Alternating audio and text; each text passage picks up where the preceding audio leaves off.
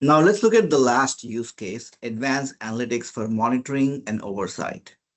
For decades, REI Systems has helped analyze grant outcomes for our customers, who got funded and what impact they had. But how many agencies actually analyze the peer review process itself? Currently, we know there are limited insights into the peer review process. For example, were the scores consistent across panels? Did certain reviewers consistently score higher or lower?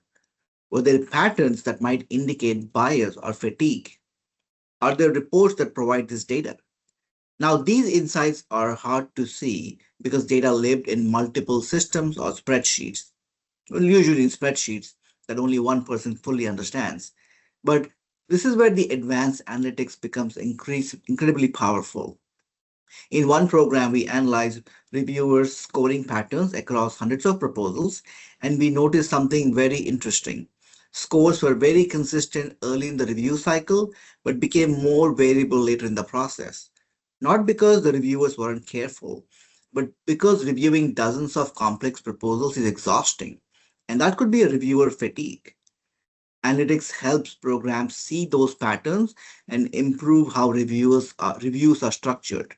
For example, now with analytics dashboards, it can show score distributions across reviewers and panels, trends across funding years, reviewers' workload patterns, and the variability in scoring behavior. Because sometimes the data reveals patterns that otherwise would go unnoticed. Or maybe one panel consistently score proposals higher than another panel evaluating a similar project. Advanced analytics helps detect those signals early. It's to ensure that the peer review process remains fair, consistent, and transparent. Another area where analytics helps is evidence-based program management.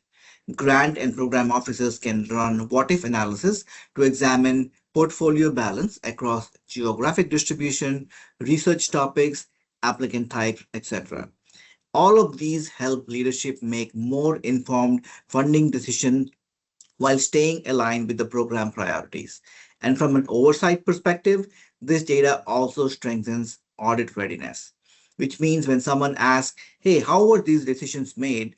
You don't have to go searching through multiple spreadsheets and look for a file which has a label of final underscore version 5. Now, with audit readiness, agencies can demonstrate that their peer review process is documented, data driven, and continuously monitored.